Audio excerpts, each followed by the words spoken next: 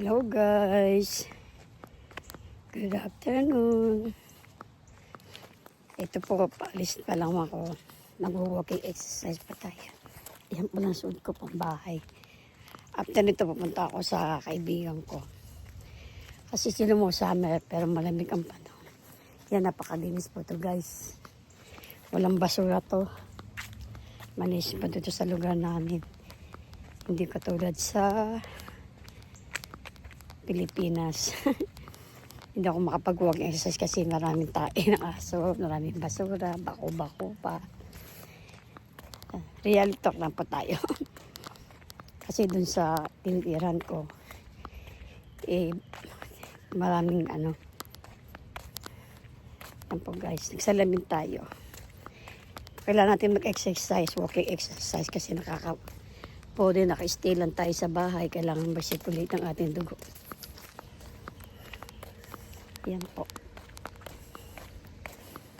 Gala-gala din labas din sa bahay. Yan guys. Yan. Nalikod ko yung aking camera. Andito po yung lugar ng aking back to reality. Tayo sa ating lugar. Yan na pwede ka maglakad, tahimik. Ito po, sana ganito gawin ng mga mayor, mga konsehal, kapitan sa Pilipinas. Yan yung mga basura, lagayan ng basura. Araw po ngayon ng kuhanan ng basura. Martes. Minsan Miyerkules. May party ng Martes, Miyerkules. Ngayon, tahimik ko, wala ka makitang basura, malinis. Malinis yung lugar ko, kaya pwede ka mag-walking exercise. Yan. Tapos dito, dadaan ako sa kaibigan ko. Ayan o, tingnan mo, nakalabas na yung garbage can, mga trash container. Yan ang malalaki, no? Sana ganyan sa Pilipinas, may kanya-kanyang bawat bahay. Sana yan unahin ng mga mayor, kapitan, konsehal, sino may nakaupo. Yan ang project nyo para malinis ang lugar. Yan po guys. Napakalinis, diba? Masarap maglakad. Kaya yan. Kailangan natin maglakad-lakad. Masarap maglakad dito kahit summertime ngayon. Malamig ang panahon. Dito na sa Pilipinas. Sa bahay ka pa lang, hindi ka pa gumagawa. Napawisan ka na. Ayan, tingnan mo, kanyang-kanyang basura yan. Lagay ng basura, diba? Ganyan. Yan ba't ganyan sa natin? Hindi yung mga nakabasura, nakakalat. Wala ka makita mong kalat o malinis. Yan guys, paliko na tayo. Tapos diretso na tayo, malapit to sa highway. Yan yung sasakyan na darating. Diba dahil nakita nyo? Napakalinis dito, no? Sa nilalakaran ko. Ay dumaan, ayan. Ganyan nga bawat padaanan ko. Malinis, di po ba? Ganyan po dito sa US. Bawal magkalat. Ayan o, may kanya-kanyang lagayan ng basurahan. Dapat ganyan, malaki. Hindi sa katulad sa atin. Naku, sa Mabel. Nang nagkalat yung basura kung saan lang nilalagay. Dapat yan unahin ng government, ng barangay.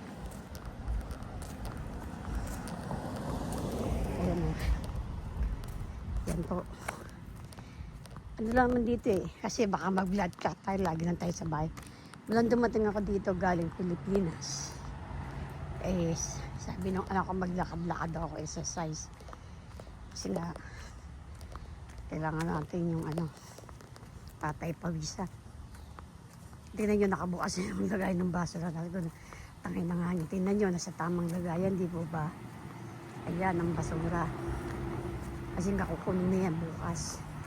Ayan, nilabas nilang Martes pa lang. Ayan. Ayan, malapit na tayo sa highway. Ayan, ang mag-asawa. Dala-dala yung aso nila, ipapasyan.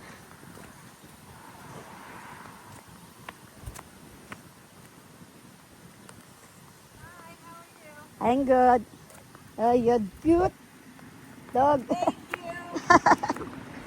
Binati tayo. Ganun po dito. Pag nakita mo kayo, kilala. Pabatiin ka. Ayan, nasa highway na po tayo. Oh. Yun, subdivision po yan.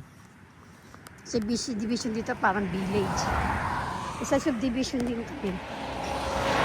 Yan. Nasa highway na tayo.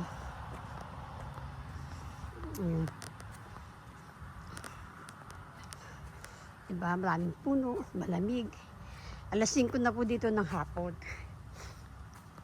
Ayan, sinalong ko muna yung labahan ko. Para tayo lumabas ng bahay. Wala pa yung anak ko eh. Kainip ako sa bahay. Kaya sabi ko, maglakad-lakad muna tayo. Ayan, guys. Ayan o, highway. Highway na po tayo. Ayan. Diba, sikat ng araw oh. Gandang lugar, di po ba? Tahimik. Walang basura, malinis. Peaceful. Peaceful po tumira dito sa aking lugar. Sa America. USA. Namiss ko din to eh. Nung 10 months ako sa Pilipinas. Yung nakita nyo, malinis, di po ba? Wala kang makikita ng kalat. Sana ganyan ang lugar.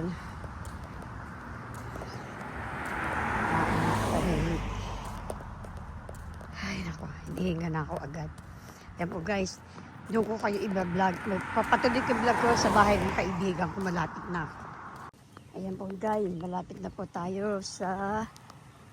Ayan, nasikat ng araw. Malapit na po tayo sa bahay ng aking kaibigan. Ayan po yung lugar. Oh. Kahit saan ka maglakad. Dali lang, no? 5 minutes lang yata ako naglakad. Di na kasi lakarin din sa bahay namin. Ayan, oh. Village po ito eh. Subdivision. Ang ganda, no? Ang ganda ng bahay dito sa US. Ayan. Ganda, oh. May pine tree. Ayan, tahimik, malinis. Ayan.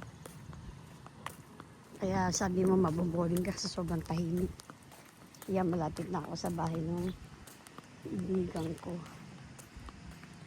Ewan ko ba dito ba siya? Ayan yung bahay niya. Malapit na ako. Ayan na, malapit na. Sa bahay niya. Ayan po yung bahay niya. Ayan, malaking bahay niya. Nag-iisa lang po siya dyan. Wala na yung asawa niya. Ewan ko ngayon. Sabi nung maradalaw po siya. Ayan po guys. Hey guys, good afternoon. Nandito po ako ngayon sa aking beautiful na kaibigan. O, mas maganda pa sa akin. Hindi, pareho tayo. Pero kaming byuda. Pareho kami. Ihanap nyo kami ng Nagpa-subscribe ako sa kanya. Maghanap daw kami ng jowa. Pero kami... Ay, hindi namin kailangan ng jowa. Mag-hi ka lang. Hi lang. Hi guys. Ay, welcome. Mabuhay tayo hanggang gusto natin. Welcome to Enjoy the life US. lang. Yeah, nasa US kami. Welcome sa Di ba US. kanina pinakita ko siya habang naglalakad ako, walking exercise ako. Nainip tayo, kaya pinasala ko tong kaibigan ko. Matagal na kami din Welcome to nagkikita. US. Yan, siya lang first visit ko ngayon kaibigan ko pinuntahan sa bahay. Malapit lang kasi ito sa amin. Diba, ang ganda ng bahay niya, oh. Ayan, oh. Makalat. Hindi okay lang. Yung piaso niya, oh. Cute niyang aso. Ayun, tutulog. Oh. Yun, oh. Cute niyang aso. Nawala. Ilan na ba yung aso mo? Isa lang. Nawala na naman yung showtime. It's showtime. Oh, baka ano yung short lang yun. Yan po guys. Yan po ang buhay namin dito sa Amerika, mga byuda. Paupo-upo. Paupo-upo na lang, walang pera. Oh, dinner po namin. Pinakain ako ng mabait kong kaibigan, oh.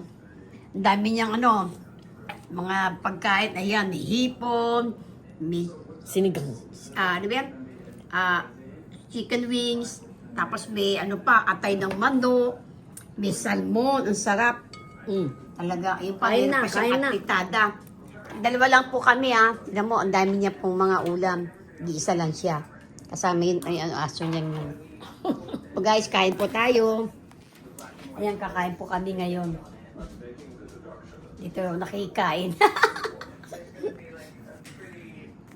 Kain po tayo guys. So,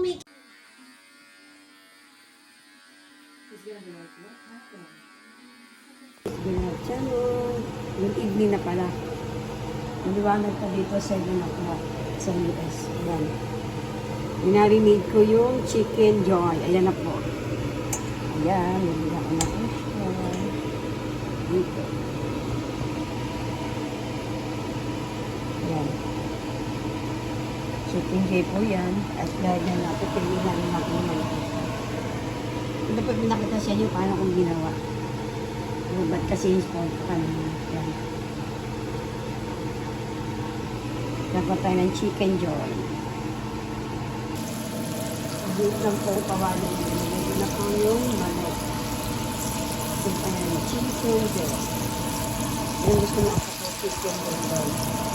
Palagyawa dito. Ito na yung apat. Yung isa kalaswalang pala. Ano po yung chicken joy. Parang salad yan. Pero yung secret ingredients, kung masasasabihin sa inyo. Basta yan. Chicken joy. Pag na lang, magluluto na siya. Ayan.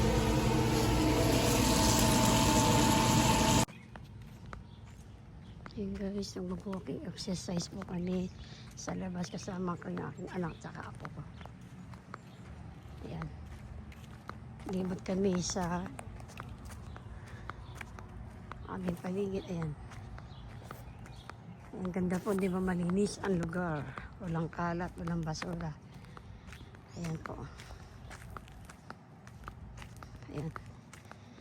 Nandito ako sa USA. Tignan niyo yung flag. Di ba tahimik? Alas 7:30 na po dito. Pero maliwanag pa, no? Hanggang alas 9, yambat sa kadidilid. Ayan, naglilikod-likod po kami. Lakad-lakad. Ayan.